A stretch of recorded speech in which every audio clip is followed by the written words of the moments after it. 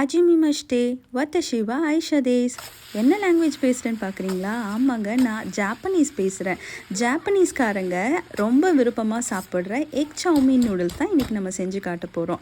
So அவங்க அழகாக இந்த சாப்ஸ்டிக் வச்சு செய்வாங்க. ஸோ நான் சாப்ஸ்டிக்கில் உங்களுக்கு சர்வ் பண்ணி காமிச்சிருக்கேன். ஸோ வாங்க இதை எப்படி செய்கிறதுன்னு பார்ப்போம்.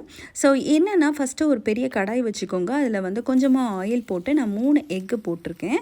ஸோ 3 எக்குன்றது நான் 2 பேக்கெட் நூடுல்ஸ் எடுத்திருக்கேன். அதனால் 2 பேக்கெட்டுக்கு ஏற்ற மாதிரி போடுறேன். உங்களுக்கு நீங்கள் எவ்வளோ பேக்கெட் எடுக்கிறீங்களோ அதுக்கு தகுந்த மாதிரி போட்டுக்கோங்க.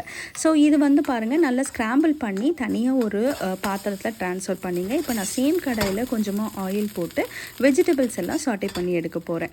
ஸோ ஆயில் போட்டுக்கோங்க. நான் வெஜிடபிள்ஸில் வந்து கேரட் அப்புறம் கேப்சிகம் எடுத்திருக்கேன். அனியன்ஸ் கொஞ்சம் போட்டுக்கோங்க. இது எல்லாமே வந்து பார்த்திங்கன்னா 1 கேரட் 1 கேப்சிகம் 1 அனியன் போட்டிருக்கேன் 2 பேக்கெட் நூடுல்ஸுக்கு.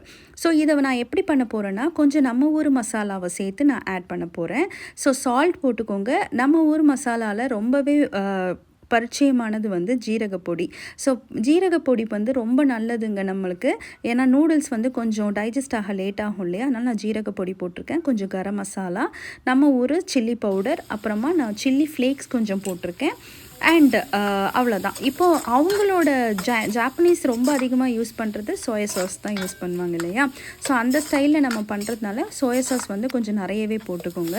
நல்லா போட்டு நல்லா வந்து இது ரெண்டும் இந்த வெஜிடபிள்ஸு, இந்த மசாலா, அந்த சோயா சாஸ் எல்லாம் வந்து நல்லா மிக்ஸ் ஆனதுக்கப்புறமா அந்த 2 பேக்கெட் நூடுல்ஸை நான் பாயில் பண்ணி தனியாக ஃபில்டர் பண்ணி வச்சுருந்தேன். அதை வந்து நான் ஆட் பண்ணிக்கிறேன்.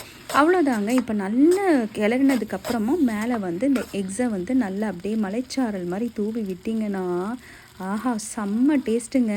அவங்களோட ஸ்டைலையும் சேர்த்து நம்ம ஊர் இந்தியன் மசாலாவும் சேர்த்து இந்த எக் சவுமீன் நூடுல்ஸு சொல்ல வார்த்தையே இல்லை, அவ்வளோ டேஸ்ட்டாக இருக்கும். இதை லஞ்சுக்கு கட்டி கொடுங்க, செம்மையாக இருக்கும்.